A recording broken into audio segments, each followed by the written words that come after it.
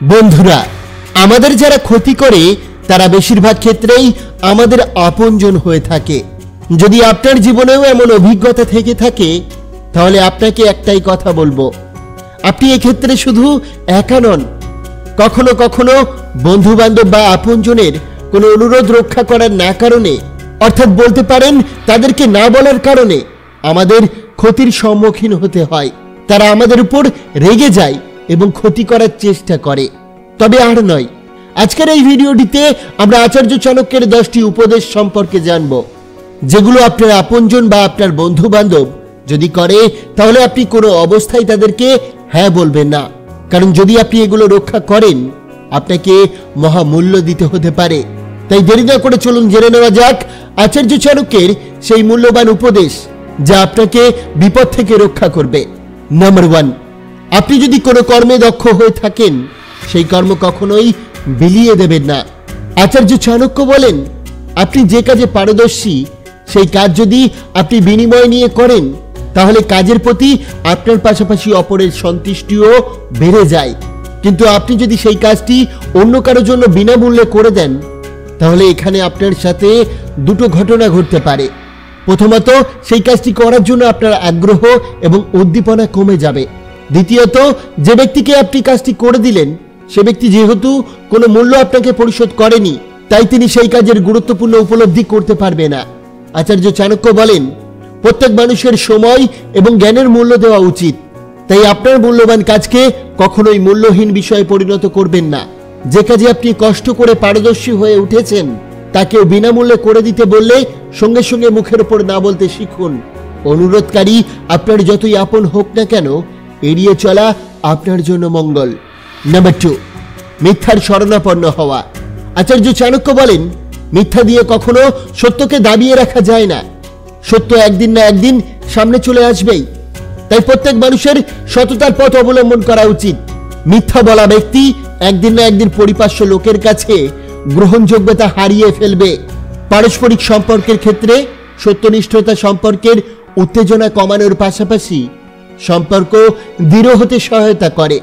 মিথ্যা বলা বা সত্য গোপন করার পরিবর্তে সাহস করে সত্য কথা বলার মাধ্যমে নিজের সব সমস্যার সমাধান করার চেষ্টা করুন। তাহলে পরবর্তীতে আপনি আরো বড় ধরনের সমস্যায় জর্জরিত হওয়ার হাত থেকে বেঁচে যাবেন।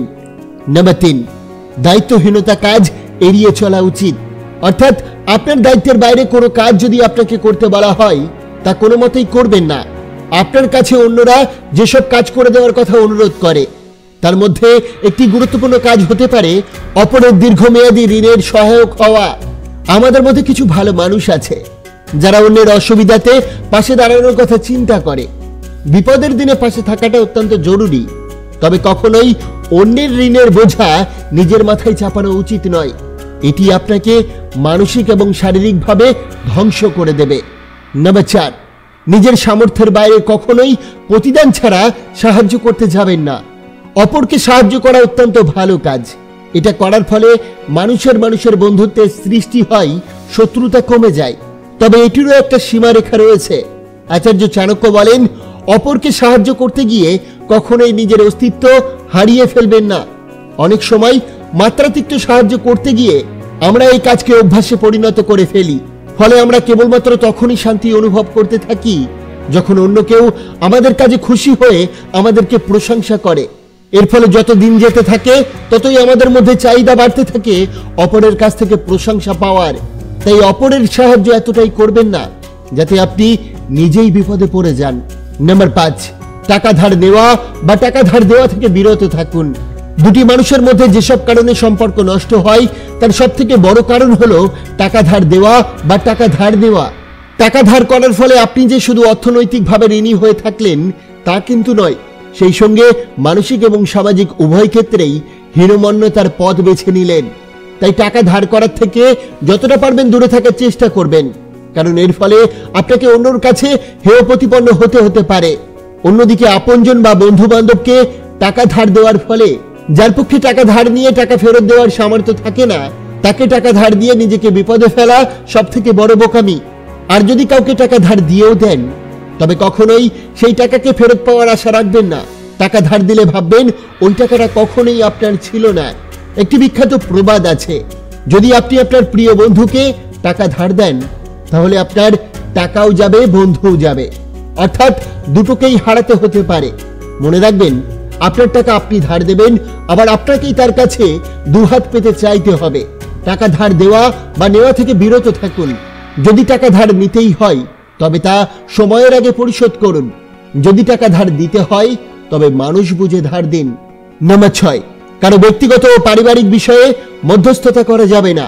আচার্য চাণক্য বলেন, অন্যের বিষয়ে বেশি মাথা ঘামিয়ে নিজের সময় এবং শান্তি নষ্ট করা উচিত নয়।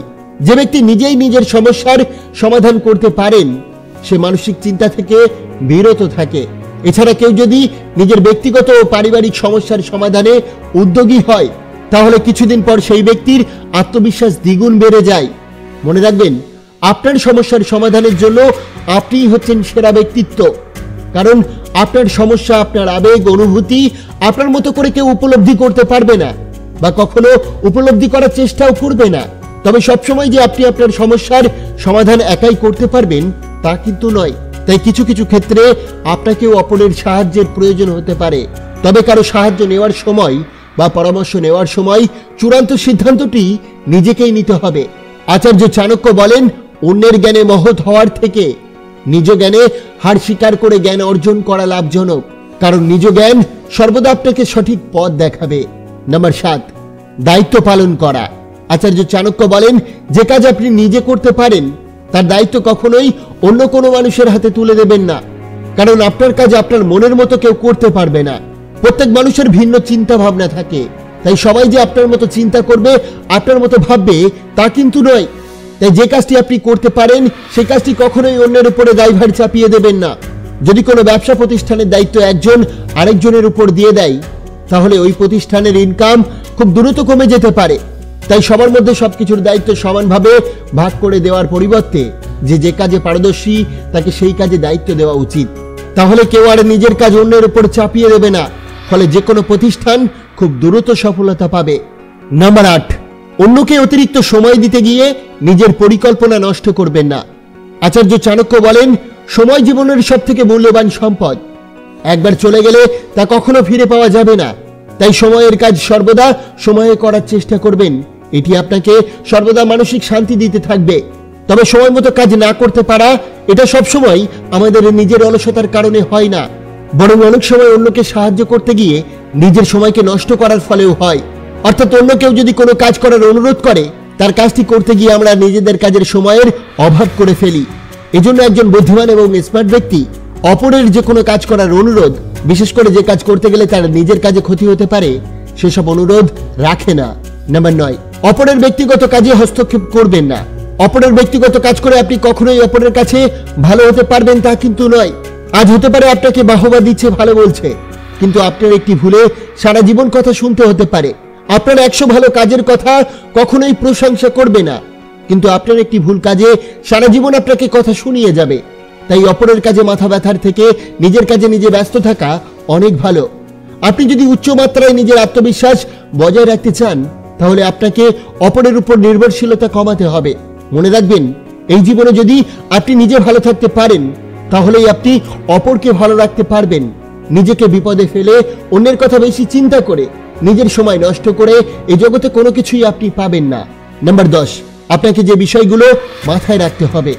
একজন মানুষ কখনোই সবার কাছে ভালো হতে পারে না, তাই আপনি সকলকে ভালো করতে পারবেন না আর সকলের কাছে প্রিয় হতে পারবেন না। তাই সর্বদা অন্যের আবদার মেনে চললে ক্ষতি আপনার হবেই। আপনি নিজের প্রয়োজনের প্রতি বেশি যত্নবান হন।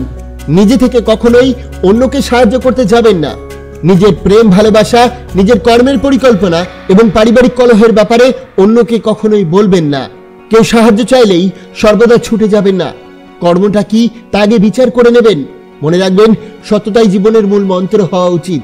এই জগতে আপনাকে আপনার থেকে কেউ বেশি ভালোবাসতে পারবে না, তাই সর্বদা নিজের মূল্যটাকে গুরুত্ব দিন।